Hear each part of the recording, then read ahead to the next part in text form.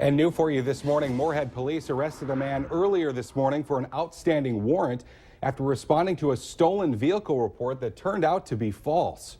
41-year-old Sean Olson reported a vehicle stolen to Moorhead police, and when they arrived, officers discovered that Olson was in fact the driver of that vehicle. Yeah, police say the truck belonged to a friend of Olson's and had been dropped off for maintenance at a local auto shop.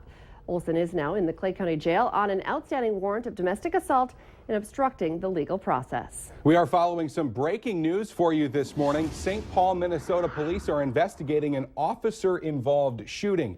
WCCO reports it happened around 5 this morning near Regions Hospital. Now, according to the St. Paul Police Twitter account, no officers were injured in this shooting. Obviously, stay with valleynewslive.com for updates on this story throughout the day. And new information on a standoff down in the Twin Cities. An armed man is now in police custody after barricading himself inside a home since last night. Police were called to that house in Cottage Grove just after 6, where a man told officers his stepson had threatened him with a rifle. Officers moved in just before 6 this morning when the SWAT team used flashbangs to distract the suspect. People in the area are being allowed to leave their homes. Yeah, they were stuck in their homes for a time earlier because that standoff was going on for nearly 12 hours, but can leave now. Also new for you this morning, an Indonesian search official says divers may have located the fuselage from that Air Asia jet that crashed last month. He said that it's believed to have been found just northeast of where the tail section was previously located. Now, the video you're looking at right now is actually divers recovering the cockpit voice recorder. It is now on board a ship. Divers were able to pull the flight data recorder from under the wreckage on Monday. Coming up on 6:51, it's time for weather on the ones, and we've been talking about how it's so much better today, Mick. Of course, it's still cold out there, but it's above zero. It is. It's 6 above instead of 16 below or 17 below like 48 hours ago. It feels like 6 because wind is west at 3. Yes, we have become cloudy. It was partly cloudy through the overnight, but now it's all cloudy eastern North Dakota, pushing into western Minnesota. 6 degrees also Grand Forks, East Grand Forks. The air is calm. Our temperatures will continue to rise through the day. We're going to the 20s. We will see through the afternoon into the evening even, expanding down almost all the way down to Fargo-Moorhead, but continuing in the northern valley, snow. And, you know, that happens in the winter, and it happens in transition times. Fronts, you know, summertime, cold fronts, that's where the big storms happen. Today is not a big deal, but it could drop up to an inch or 2 of new snow across northwestern Minnesota through the afternoon and evening. Great news for snowmobilers. Everybody else, just keep an eye on the road conditions as you motor around on this evening, especially northwest Minnesota. Southeast North Dakota should have no issues. Milder temperatures could create some frost on roadways. You want to keep an eye on that. And we'll see a few flurries late afternoon into the evening in west central Minnesota. But on the way to the low mid-20s, not only in west central Minnesota, but northwestern Minnesota also. But 1 to 2 inches of new snow shouldn't blow around, but could create some road surface issues. Cloudy sky, less chilly. 24 to 28 in northeastern North Dakota for a Wednesday evening. Some snow moving out of Manitoba across southern South Dakota, southern Minnesota, still all clear. And we're at 6 now in Fargo-Moorhead, 16 in Jamestown, 18 in Devil's Lake. Warmer air coming in from the northwest. Kind of odd, but that's weather. Weather around here is odd. Today and tomorrow, clouds and warmer, and we're going to keep going to some 30s right on into the weekend. Thank you, Mick. It's now 8 minutes before 7 o'clock. Fargo schools are filling up, causing daily wear and tear, and it's a price tag that can't be paid in full right now. That means your child's classroom could be waiting for an upgrade for quite some time, even years. A consulting firm told Fargo school board members last night that Fargo's budget for repairs should be $4 million a year. But on average, the district is planning to spend only about 75% of that because there's just not enough money. This time the board feels that spending $2.8 million or whatever it is per year is what we can afford at this point, and really is what's taking care of our needs right now. The Fargo School superintendent does say that they sit comfortably to cover the long-range facility plan, which does include annual maintenance expenditures at different schools each year. Over the course of the next 10 years, the district plans to spend more than $1 billion. That's a first for Fargo. Prosecutors say a man accused of killing a Mendota Heights, Minnesota police officer asked another prison inmate about having 2 witnesses against him killed. Jury selection is underway in the trial of Brian Fitch Sr., who is charged with killing Officer Scott Patrick during a July 30th traffic stop. Prosecutors said yesterday that Fitch asked the inmate to kill witnesses who had identified him as the driver of the car that Patrick pulled over, and that Fitch passed the other inmate a hand-drawn map to one of the witnesses' homes. A defense attorney said with the trial already underway, there was no time to properly review the claim evidence, but the judge says he would not delay the trial. A lot of people are loving our cheap gas prices.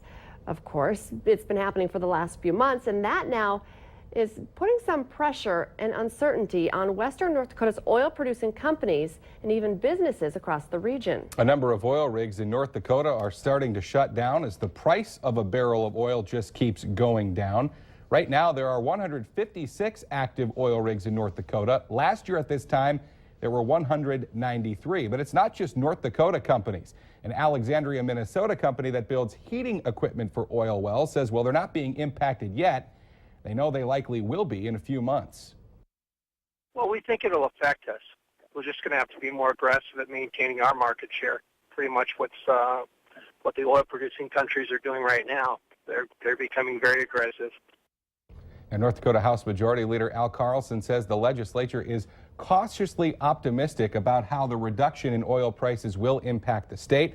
Lawmakers do plan to reevaluate their budget plans. Congressman Colin Peterson of Minnesota is one of the sponsors of a bill to take wolves off the endangered list. It's an effort to undo recent court decisions that have blocked 4 states, including Minnesota, from allowing hunting and trapping for sport and predator control. The bill uses a strategy that succeeded in taking wolves in Idaho and Montana off the endangered list after court challenges by environmentalists blocked those efforts. Minneapolis will be hosting the Super Bowl in 2018 and the NCAA Final Four basketball the following year. And now the state might be looking at bringing in another big sports event. Officials with the Minnesota Sports Facilities Authority were in Dallas, Texas Monday night to check out the first college football playoff national championship game. And they were taking notes in hopes of finding a best way to get that game to the Twin Cities and the brand new Minnesota Vikings Stadium. Now, Phoenix is already set to be the host of the game in 2016. Tampa Bay will host in 2017. Well, another story that is breaking for you this Wednesday morning, a leak in a cooling system on the International Space Station has resulted in the evacuation from the U.S. crew from the American segment of that station. The Russian Federal Space Agency says the U.S. astronauts are safe. Be sure to watch for developments on this story on our website. Just go to valleynewslive.com. Well, ice fishing, of course, gives anglers a chance to have their reels and poles in the lakes year-round, or at least pretty much year-round. Well, we've been making some ice for those ice fishermen lately, and if you haven't gone out quite yet, you might want to pick up some new gear before you do. Let's check in with the Valley Today's Christy Larson, who has been finding out what the latest is as far as cool toys, keeping you warm. She's got us all covered at Cabela's in East Grand Forks. Yes, good morning, Kyle and Lisa. We've been talking about one of the newest things is you might need to update your auger. This is an electronic auger, so you don't have to deal with that gas, which can get smelly and sometimes they don't start up. But we have Eric McClellan here with us. And again, let's just go over what jigs people should be using in that kind of murky, cold water. Yep, the real hot jigs right now, especially out on Devil's Lake, which is our big lake in this area. We got the buckshot spoons and the jigging wraps by Rapala. Both are doing really well right now. Tipped with a minnow head for both perch and walleyes.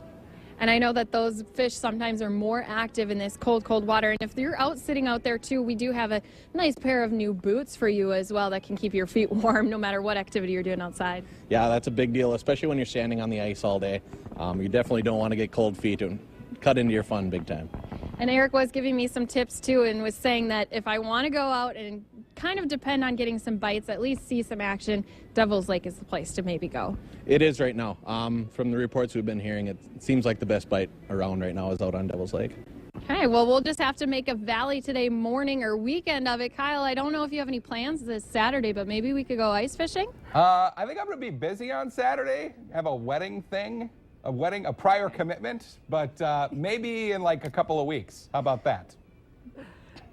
Christy, you're just trying to get him in trouble. Perfect. Christy Larson reporting live from East Grand Forks. Thank you, Christy. Well, we've got some awesome video this morning from a whale watching group off the coast of Maui. They were in a tour boat when one of the giant creatures put on quite the show, moved toward the boat, and actually ran into it. Neither the whale or people on the boat were hurt in the encounter, but they do have a wild fish tale to tell. Just having some fun. He's waving at him Yes. now. Hey, how's it going? Heads up there, guys. I'm going to bump into you a little bit. Maybe you should get out of the way. I think that's what that whale signal is. He was Yeah, letting like, him know, Shoo, I have the shoo. right of way.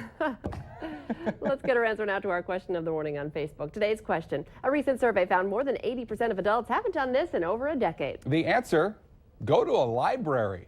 Remember, you can take part in our question of the morning at our Valley News Live Facebook page. Wikipedia doesn't count. No. All right. Check our forecast here real quick. 4 above to start. Cloudy. Yes, it's cold, but less cold midday. And this afternoon, not too bad. 22, a few flurries, maybe an inch or two of new snow in northwestern Minnesota. So watch out for some travel issues out there. Thank you for waking up with the Valley today. Remember to watch for developing stories online at valleynewslive.com. Have a great Wednesday, everybody. We'll see you tomorrow morning.